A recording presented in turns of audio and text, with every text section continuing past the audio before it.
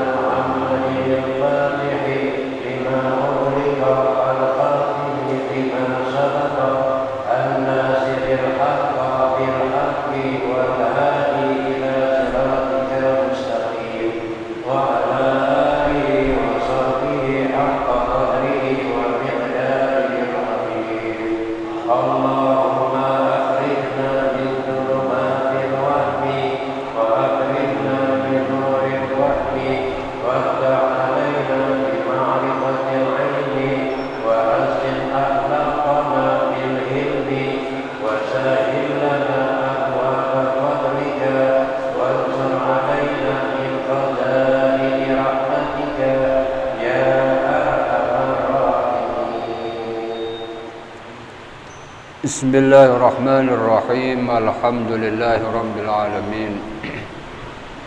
Wassalatu wassalamu ala sayyidil mursalin sayyidina wa maulana Muhammadin wa ala alihi wa sahbihi haqqa qadrihi wa miqdarihi al-azim. Subhanaka la ilma lana illa ma 'allamtana innaka antal alimul hakim.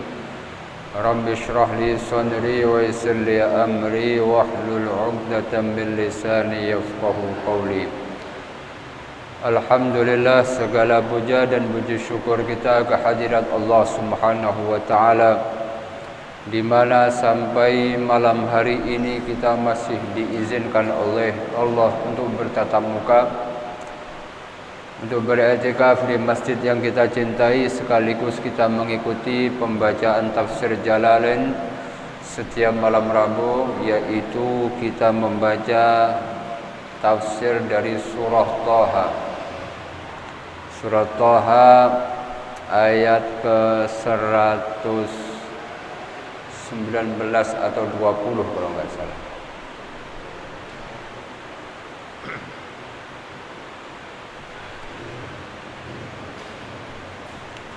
Kita awali dari waman a'rada.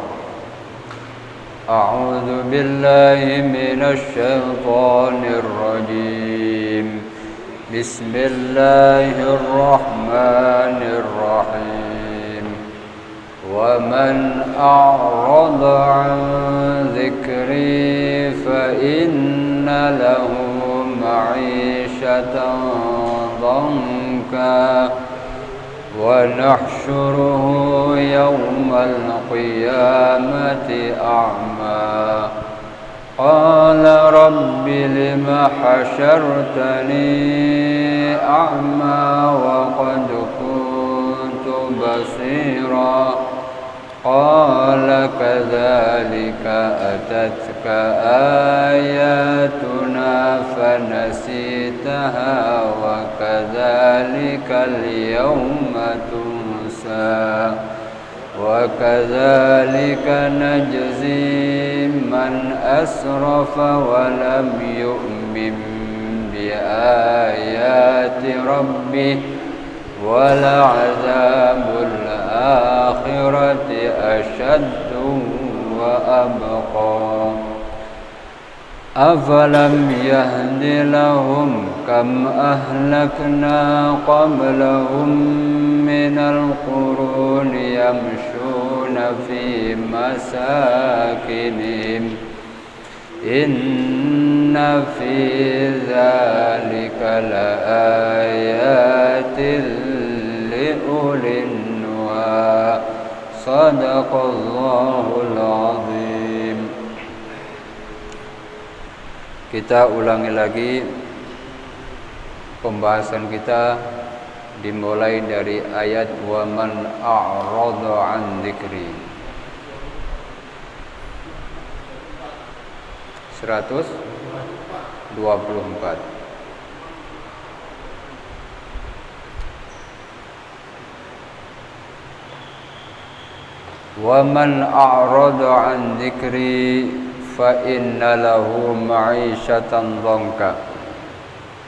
Siapa yang berpaling an dzikri dari Al-Qur'an, fa inna lahu ma'isyatan dhanka, maka orang tersebut akan merasakan hidup yang serba kesempitan, hidup yang serba kesusahan. Diberikan oleh Allah rasa sempit hatinya sehingga susah untuk merasakan kesenangan apapun yang dia upayakan. Hal itu bermula dari ketika seorang itu mau atau dia sudah berani berpaling dari Al-Qur'anul Karim. Itu di dunia. Wa nahsyuruhu, dan orang yang berpaling dari Al-Quran itu kami akan giring orang tersebut yaumal qiyamati, pada hari kiamat, a'ma, dalam keadaan buta matanya. Walaupun ketika di dunia matanya bisa melihat, tapi ketika mereka yang berpaling dari Al-Quranul Karim, saat di akhirat Allah jadikan mata mereka tidak bisa melihat. Lalu mereka bertanya-tanya kepada Allah, qala rabbi lima hasyartani a'ma, lima hasyartani a'ma. Ya Allah, kenapa Engkau giring kami dalam keadaan buta, tidak melihat? Wa qad kuntu basira, padahal semasa kami di dunia kami bisa melihat, mata kami sehat, bisa melihat apa saja, tapi sekarang Engkau jadikan kami dalam keadaan buta. Qala, maka Allah pun menjawab, kadzalika atatka ayatuna. Perlakuan itu sebagaimana kalian dulu saat Al-Quran didatangkan oleh Allah. Al-Quran diwahyukan kepada Rasulullah, disampaikan kepada umat, kepada manusia. Fanasitaha, namun ayat-ayat Al-Quran yang sudah disampaikan oleh Rasulullah, yang diajarkan oleh para ulama, saat mereka mendengar ayat tersebut, justru mereka melupakan. Fanasitaha, kemudian kalian melupakan ayat-ayat Al-Quran tersebut. Ai taroktaha, maksudnya adalah kalian ini berani meninggalkan ajaran-ajaran yang ada di dalam Al-Quranul Karim. Walam tu'min biha, bahkan kalian tidak mengimani apa yang ada di dalam Al-Qur'anul Karim. Wa kadzalikal yauma tunsa, sebagaimana perlakuan kalian kepada ayat-ayat Al-Qur'an semasa di dunia, maka pada hari ini kalian pun juga akan dilupakan. Kalian pun akan dilupakan. Al-yauma tunsa ay tutrok finnar, kalian akan dimasukkan ke dalam api neraka dan tidak akan ada lagi orang yang mengingatnya.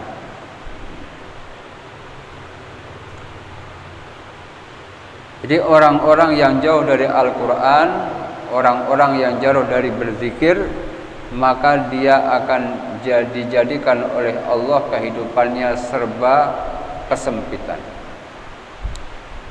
Kemudian di dalam meniti hidup sering mengalami kesalahan karena tidak ada pembimbing.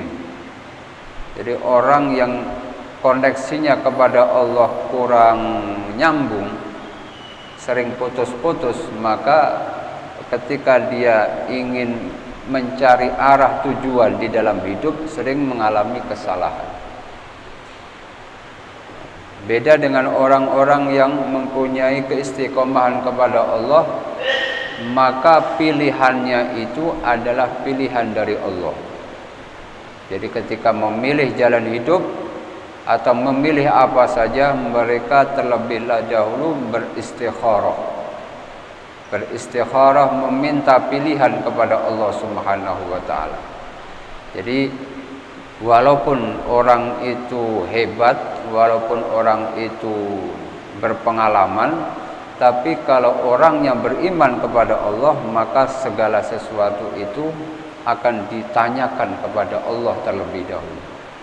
Jadi salat istikharah itu salat untuk menanyakan sesuatu kepada Allah.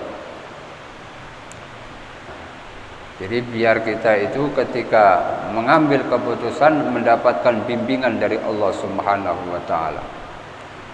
Tapi kalau orang yang jauh dari Al-Qur'an, jauh dari Allah, maka dia mengandalkan dirinya.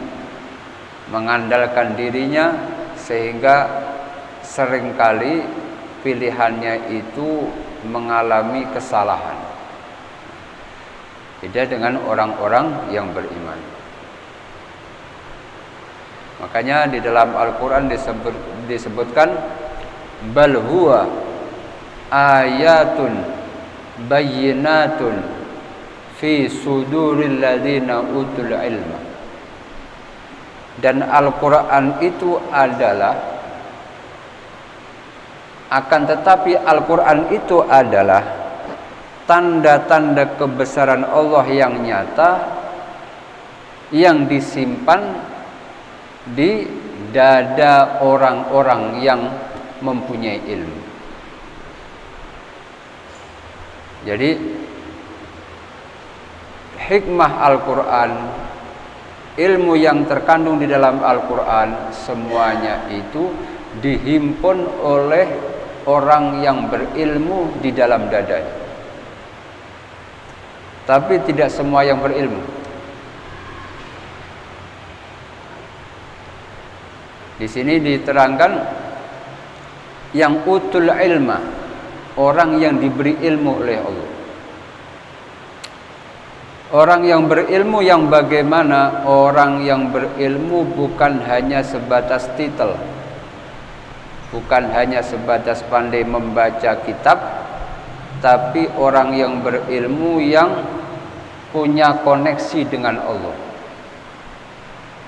Maksudnya orang itu berilmu sekaligus dia melazimkan berzikir dan melazimkan sholat malam, melazimkan ibadah kepada Allah, sehingga keilmuannya itu ditambahi oleh Allah dengan anugerah.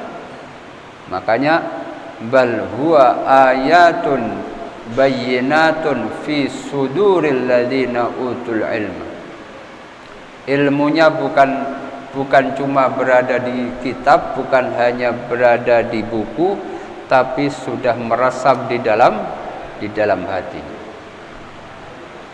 Kalau orang-orang sudah kayak begini, maka apa yang dia ucapkan, doa yang dipanjatkan, ketika kita minta pendapat, maka pendapat yang keluar itu penuh dengan bimbingan dari Allah Subhanahu wa taala.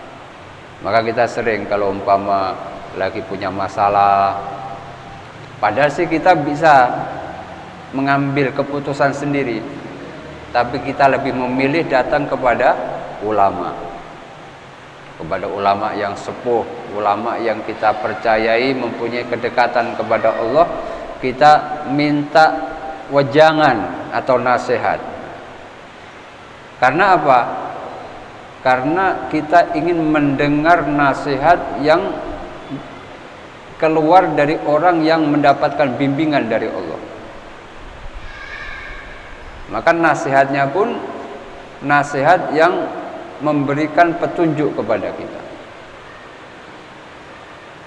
Maka disitulah pentingnya kita mempunyai hubungan dengan orang-orang yang soleh, orang-orang yang banyak berzikir kepada Allah. Karena orang-orang yang berzikir, orang-orang yang sering berhubungan dengan Allah Subhanahu wa taala lewat munajat dan seterusnya, mereka itu adalah orang-orang yang mendapatkan bimbingan dari Allah. Kalau orang pintar banyak, tapi orang yang mendapat bimbingan dari Allah itu yang jarang. Makanya dalam ayat tadi, fi suduril ladzina utul ilma, ini Al-Quran ini dihimpun oleh Allah di dalam dadanya orang yang dikasih ilmu sama Allah, yang dikasih ilmu sama Allah.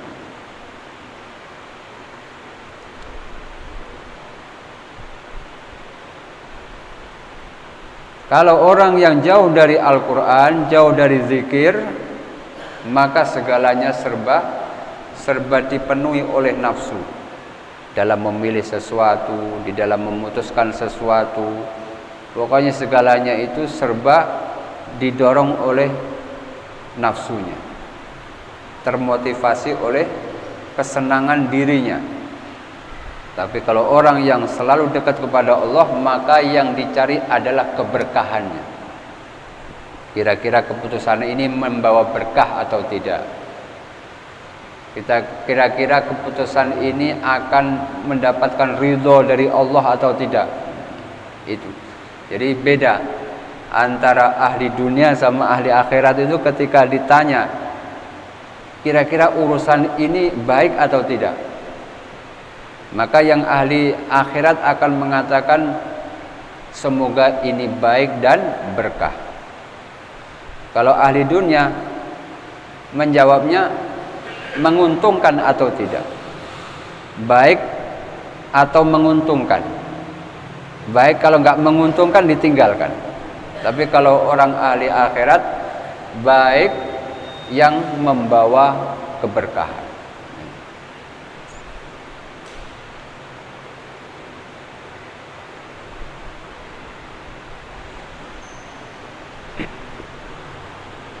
Al-yauma wa kadzalika, dan seperti itulah orang-orang yang berpaling dari Al-Quran, digiring dalam keadaan buta. Najzi, kami akan membalas, kami akan memberikan ganjaran. Apa ya? Kami akan menghakimi man asrafa, orang-orang yang sudah melampaui batas, orang-orang yang brutal lah istilahnya, orang-orang yang sudah tidak mau tahu kepada Tuhannya. Itu man asrafa. Kami akan membalas kepada orang-orang yang sudah tidak mau tahu tentang ketuhanan, yang melampaui batas dirinya. walam yu'min, dan tidak beriman bi ayati rabbih, dengan ayat-ayat Tuhannya, atau dengan kebesaran, tanda-tanda kebesaran Tuhannya, maka orang-orang itu akan diazab oleh Allah. Wala azabul akhirati, dan sungguh azab di akhirat itu asyaddu, lebih pedih, min azabid dunya wa azabil qabri, lebih pedih ketimbang siksa di dunia, lebih pedih dari siksa di kubur. Jadi levelnya level 3. Level pertama itu siksa di dunia itu ya seperti kita ketika mendapatkan sesuatu sampai berdarah gitu, itu kira-kira masih ringan.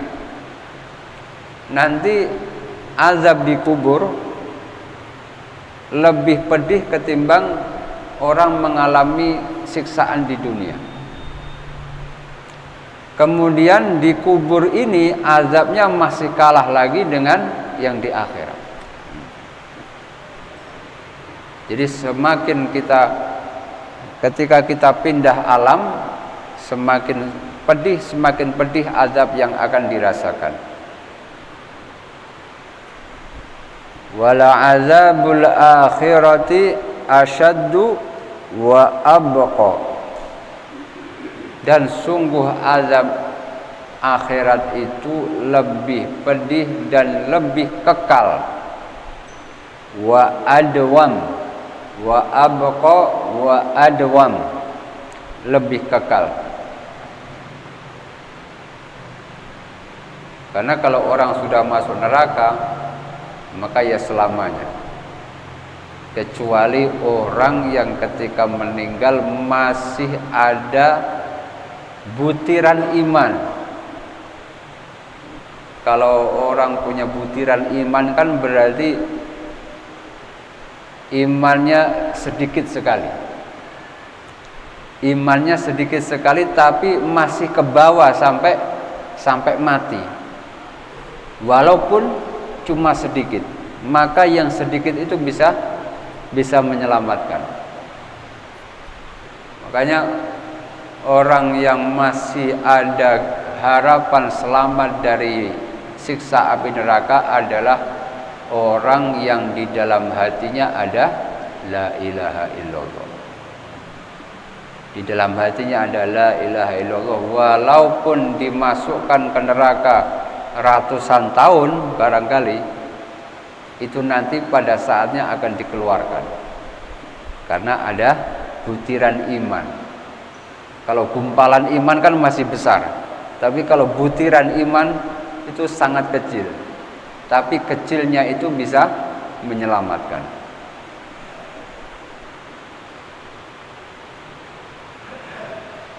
Tapi kalau orang sama sekali tidak membawa iman, meninggal tidak membawa iman sama sekali, maka tidak ada harapan. Tidak ada harapan orang tersebut mendapatkan pertolongan dari Allah Subhanahu wa taala, tidak mendapatkan pertolongan dari Rasulullah sallallahu alaihi wasallam. Makanya kalau orang yang lagi meninggal, lagi naza, itu diperlukan orang untuk mentalkin la ilaha illallah. Kalau memang berat, cuma disebutkan Allah, Allah, Allah, Allah. Kalau masih bisa, la ilaha illallah, sudah berhenti di situ. Kalau orang itu bisa ngucapin la ilaha illallah, jangan diulangi lagi. Biarkan dia diam. Nanti kalau dia ngoceh lagi, ulangi lagi. La ilaha illallah. Dia ngikutin lagi, kemudian diam. Kalau masih ngomong lagi, balikin lagi seperti itu. Tapi kalau sudah tidak mengucapkan sesuatu, maka biarkan sampai dia dicabut nyawanya. Berarti itu orang meninggal akhir katanya adalah la ilaha illallah. Itu sesuatu yang sangat mahal. Sesuatu yang sangat mahal, momen yang sangat mahal itu adalah penentu keselamatan dunia akhirat. Maka orang yang sukses yang paling besar, orang yang sukses adalah ketika dia akhir hayatnya mampu mengucapkan la ilaha illallah. Itu kesuksesan mengalahkan yang lainnya. Mengalahkan apa saja. Ketika orang meninggal dia bisa mengucapkan la ilaha illallah, maka itu adalah orang yang sukses. Orang yang hidupnya sukses. Karena jaminannya surga. Man kana akhiru kalamihi la ilaha illallah dakhalal jannah. Orang yang akhir katanya, lisannya itu akhir katanya yang diucapkan adalah la ilaha illallah, maka masuk surga. Jaminan masuk surga. Sekarang kita mungkin gampang sekali mengucapkan la ilaha illallah, tapi pada saatnya itu akan mengalami kesulitan pada saatnya, kecuali orang yang sudah terbiasa dengan zikir la ilaha illallah. Jadi orang bisa mengucapkan la ilaha illallah itu gambaran hidupnya. Kalau hidupnya baik, dia ringan mengucapkan la ilaha illallah. Tapi kalau hidupnya tidak baik, maka seakan-akan lidahnya itu ada yang memberatkan sampai dia susah mengucapkan la ilaha illallah. Jadi bisa tidaknya orang itu mengucapkan la ilaha illallah tergantung kehidupan keseharian. Semakin baik, semakin mudah mengucapkan.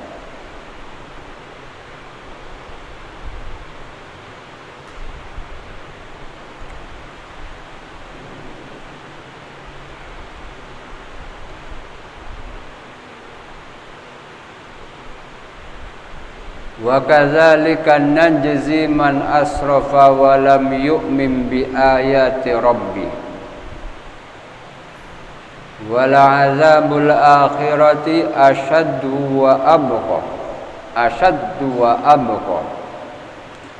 Afalam yahdi, apakah orang-orang itu tidak mendapatkan petunjuk? Apakah orang-orang itu tidak bisa mengambil pelajaran? Ayatabayyan, apakah orang-orang itu tidak bisa mengambil bukti dalam kehidupannya? Afalam yahdilahum kam ahlakna, berapa banyak kami sudah membinasakan qablahum, orang-orang masa lalu, minal quruni, dari zaman-zaman dahulu kala. Jadi ayat ini mempertanyakan kepada orang yang tidak bisa mengambil pelajaran saat mereka berjalan di tanah orang-orang yang dulunya dibinasakan sama Allah, kayak di Syria atau tempat-tempat yang dulunya Allah binasakan kaumnya. Lalu ada orang lewat situ tapi kok nggak bisa mengambil pelajaran dari situ, maka itu jadi pertanyaan dari Allah Subhanahu wa ta'ala. Apakah orang yang lewat daerah yang dulunya penghuninya diazab oleh Allah, apakah mereka tidak bisa mengambil pelajaran? Yamshuna fi masakinihim, padahal orang-orang itu lewat atau berjalan di tanah yang dulunya diporak-porandakan oleh Allah Subhanahu wa taala. Yamshuna fi masakinihim.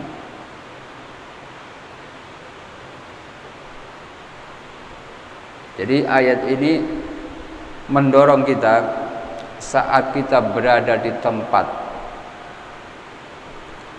yang mungkin kita melewati satu daerah bekas, di situ orang-orang dibinasakan oleh Allah Subhanahu wa taala. Kita lewat di situ, hendaknya kita bisa mengambil pelajaran. Yamshuna fi masakinihim. Kalau orang itu bisa mengambil pelajaran, inna fi dzalika, maka sesungguhnya di dalam mengambil pelajaran dari tempat-tempat yang dulunya dibinasakan oleh Allah, lalu kita bisa mengambil pelajaran, mengambil ibrah, la ayatin liulil nuha. Segala sesuatunya itu diperuntukkan bagi orang yang punya akal. Selayaknya orang yang punya akal saat melewati tempat yang dulu bekas diazab oleh Allah, hendaknya mereka bisa mengambil pelajaran. Makanya makruh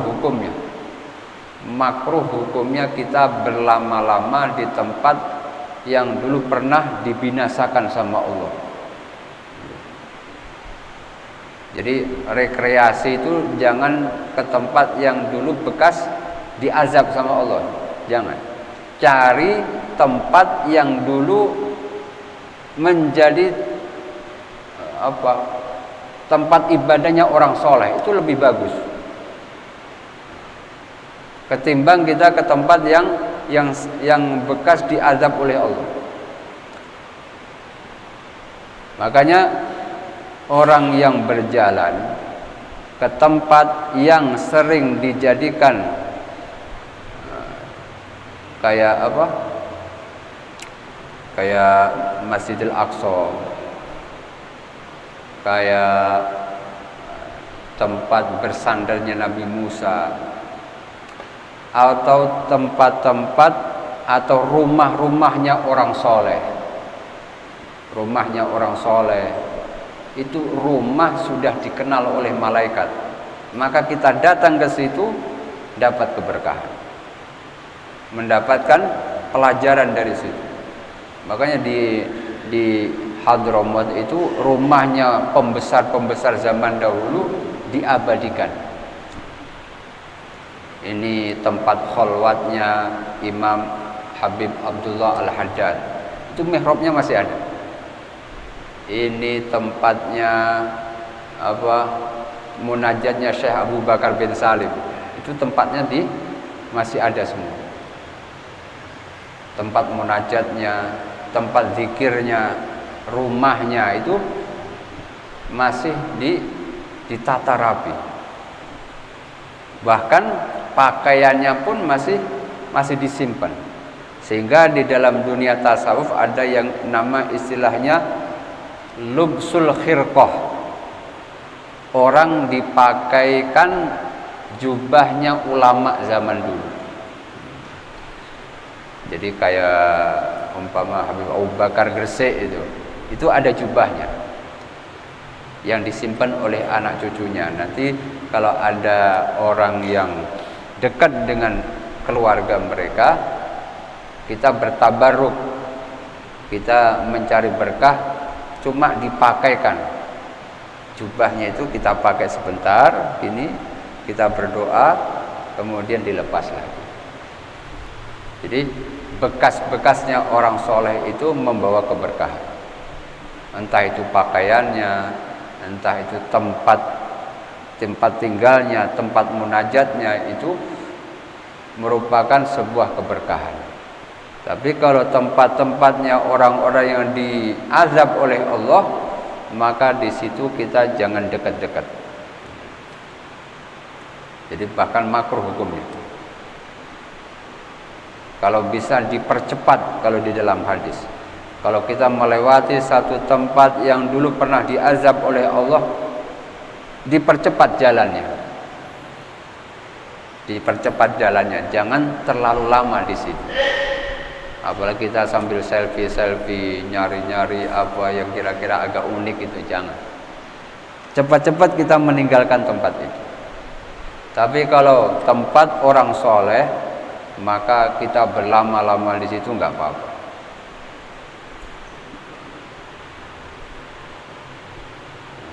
Jadi yang bisa mengambil pelajaran itu adalah orang-orang yang berakal. Walaula kalimatun sabaqat mir rabbika. Kalau bukan ada ketentuan yang sudah berlaku dari Tuhan,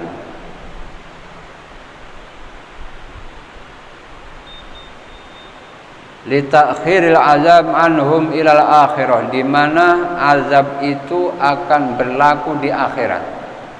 Kalau tidak ada ketentuan bahwasanya orang itu bakalan disiksa di akhirat, maka lakana lizaman, maka akan berlaku siksa ini di dunia. Tapi karena sudah ada ketentuan dari Allah bahwasanya hari pembalasan itu adalah di akhirat, maka di dunia tidak ditampakkan begitu dahsyat oleh Allah. Cuma kulitnya saja. Cuma kulitnya saja.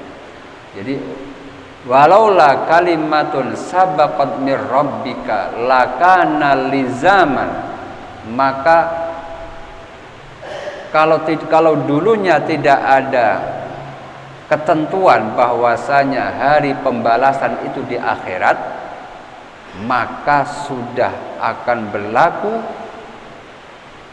lakana lizaman, maka siksa itu akan berlaku berkesinambungan di dunia, laziman lahu fid dunya. Jadi orang yang kafir itu kalau tidak ada ketentuan, jadi apa? Karena undang-undangnya yang berlaku, yang sudah Allah bikin, pembalasan itu di akhirat. Jadi kalau umpama tidak ada undang-undang ini, maka orang yang berdurhaka, orang-orang yang kafir itu akan diazab oleh Allah di dunia. Lakana li zaman wa ajalum musam, dan akan mempunyai tempo yang ditentukan oleh Allah. Tapi karena pembalasan segala amal ibadah seseorang itu di akhirat, maka dosa yang dilakukan oleh hamba itu ditutupi oleh Allah. Dicatat, ditutupi sama Allah, aibnya ditutupi, dan nanti pembalasannya saat berada di akhirat. Karena sudah menjadi keputusan dari Allah bahwasanya pembalasan itu di akhirat, bukan di dunia. Kalaupun toh ada pembalasan di dunia, itu hanya sebatas kulitnya saja. Istilahnya DP sebelum masuk neraka. Lakana lizaman wa ajalum musamma. Fasbir ala ma yaqulun. Fasbir, maka sabarlah engkau wahai Muhammad, ala ma yaqulun, atas apa yang diucapkan oleh orang-orang kafir. Ayat ini mansukhun. Ayat ini dinasakh. Apa itu? Tidak berlaku.